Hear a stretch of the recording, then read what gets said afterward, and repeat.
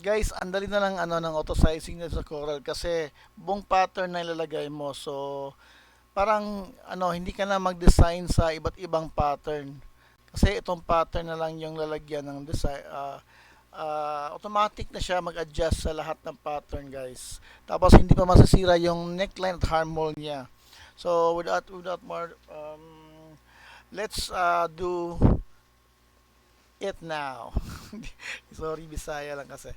Okay, so access natin si Print Merge. So if you alam niyo na yung Print Merge or hindi pa niyo alam, tingnan mo yan ang YouTube channel ko sa Jack Jack ko sa YouTube or Jorenil Tampos yung pangalan sa YouTube channel ko. So ngayon, pagtapos yun ng mag-print merge, create merge document na tayo.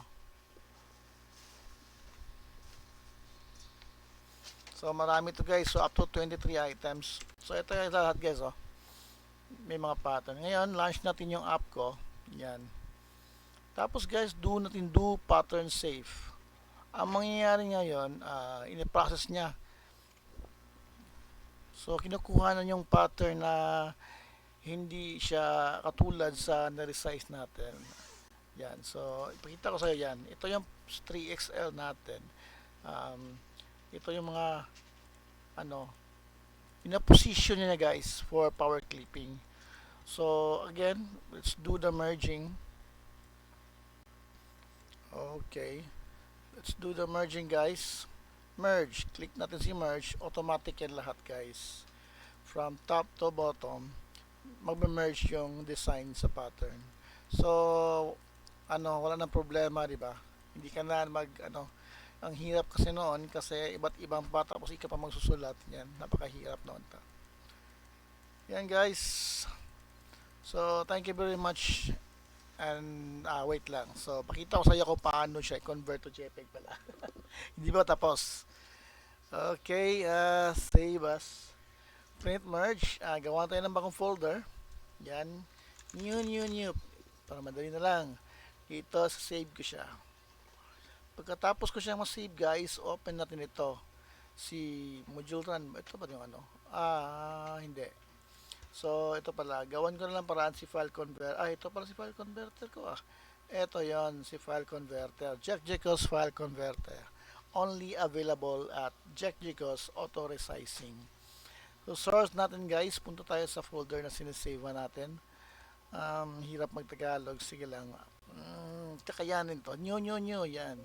So, nakita ito yung sinisave din kanina. Print merge. Tapos yan. Dali lang. Destination kung saan patungo yung mga output files natin, yung JPEG ba or mga TIFF ba, yan. So pagkatapos yan, pili lang tayo guys, TIFF ba or JPEG. So piliin ko yung JPEG guys. Kasi JPEG naman ako. Tapos text ko yung printer ko. Ito guys, huwag nyo kalimutan ni save each page on each page file name. Tapos apply color profile. Naka-text ko yung yung ser ko kaya 100 resolution at RGB lang tayo. Tapos boom, convert agad. So makita nyo, check natin yung folder. New. Ayan. Ang dami yan. Napakadali na lang guys ng sizing sa Corel Draw. Hindi tayo aabot ng 30 minutes, hindi tayo aabot ng 20 minutes, at talaga hindi tayo aabot ng 15 minutes. So more or less 10 minutes or 5 minutes tapos na tayo guys.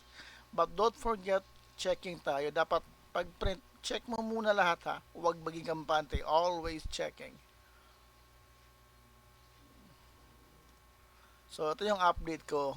Kagabi iba yung inilatad ko. Ngayon ito yung update ko. So again, thank you.